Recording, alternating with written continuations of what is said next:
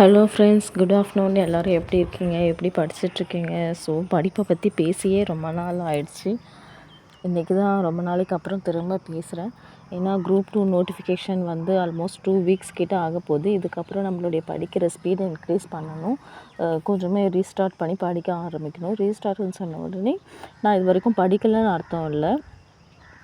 ரொம்ப நாளாக வந்து கொஞ்சம் தமிழ் தொடாமல் இருக்கேன். மேக்ஸும் கொஞ்சம் நாளாக வந்து போடாமல் இருக்கேன். ஏன்னா நான் வந்து சிலபஸ் கவர் பண்ணிட்டோன்னு சொல்லிவிட்டு அவுட் சோர்ஸ்க்கு போக ஆரம்பிச்சிட்டேன். அவுட் சோர்ஸ்னால் எக்கனாமிக்ஸ்க்கும் பாலிட்டிக்கும் நான் தனி புக் வாங்கியிருந்தேன்னு உங்கள்கிட்ட ஏற்கனவே பிளாகில் சொல்லியிருப்பேன். ஸோ அந்த புக்ஸ் எல்லாமே அதிகமாக படிக்க ஆரம்பித்தேன். அவுட் சோர்ஸ்னு போயிட்டு அந்த புக்ஸ் அதிகமாக போயிருக்கேன். இந்த அவுட் சோர்ஸ் புக்கில் எல்லாம் பார்த்திங்கன்னா நான் வந்து எது நோட்டில் மார்க் பண்ணி வச்சுருக்கணும் அதெல்லாமே நான் படித்தது.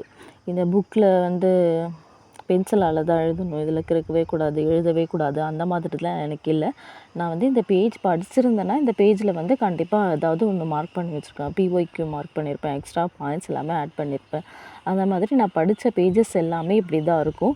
ஸோ இந்த 2 அவுட் சோர்ஸ் புக்லேயும் ஓரளவுக்கு கவர் பண்ணி படித்து முடிச்சிருக்கேன். இனிமேல் வந்து தமிழ் வந்து ரீஸ்டார்ட் பண்ணி ஆகணும். பிஒய்க்யூ பார்க்குறது, தமிழ் டெய்லியும் படிக்கிறது, அந்த மாதிரி தமிழும் மேக்ஸும் இனிமேல் ஃப்ரீக்வெண்ட்டாக அடிக்கடி பார்க்க ஆரம்பிக்கணும்.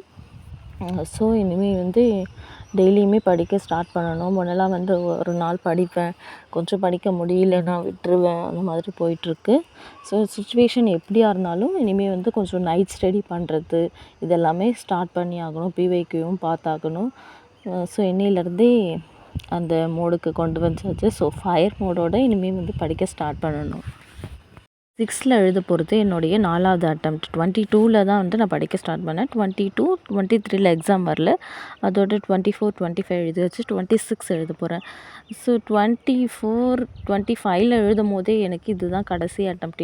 இனிமேல் என்னால் முடியல, இதுக்கப்புறம் நான் டிஎன்பிஎஸ்சியை படிக்கவே மாட்டேன்னு சொல்லிவிட்டு என்னோடய சிஸ்டர்ஸ் கிட்ட சொல்கிறது, அப்புறம் ப்ராமிஸ் பண்ணுறது, இது சத்தியமாக இதுதான் லாஸ்ட் அட்டெம்ப்ட், இனிமேல் நான் படிக்கவே மாட்டேன், எனக்கு பிடிக்கவே இல்லை, சுத்தமாக என்னால் முடியல அப்படி சொல்லி ஆனாலும் நம்மளால் அந்த டிஎன்பிஎஸ்சியை விட்டு வர முடியல. டிஎன்பிஎஸ்சி ப்ரிப்பரேஷன் பண்ணிகிட்ருக்கிறவங்களுக்கு தான் என்னுடைய அதை நான் சொல்கிறது என்ன சொல்ல வரேன்னு அவங்களுக்கு புரியும். எத்தனை தடவை நம்ம வேண்டான்னு முடிவு பண்ணாலும் நம்ம திரும்ப இன்னொரு தடவை ட்ரை பண்ணலாம்னு சொல்லிட்டு அதுலேயே தான் போயிட்டுருக்கோம்.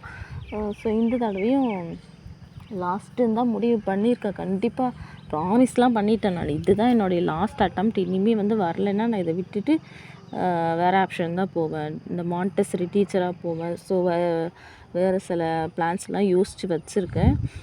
ஸோ இதுதான் என்னுடைய லாஸ்ட் அட்டெம்ப்ட்டுன்னு இப்போவும் நான் முடிவு பண்ணி படிக்கிறேன். ஸோ பார்க்கலாம், இந்த அட்டெம்ப்ட் என்னால் முடிஞ்ச அளவுக்கு என்னால் இவ்வளோ முடியுன்றதை 100% எஃபோர்ட் போட்டு நான் இந்த தடவை படிக்க போகிறேன். ஸோ ரிசல்ட்ஸ் எப்படி வருதுன்னு பார்க்கலாம். ஸோ உங்களுடைய ப்ரிப்பரேஷன்ஸ் எப்படி இருக்குது? நீங்களும் ஃபயர் மோட் ஸ்டார்ட் பண்ணிட்டீங்களா? கமெண்ட் பண்ணுங்கள். தேங்க்யூ.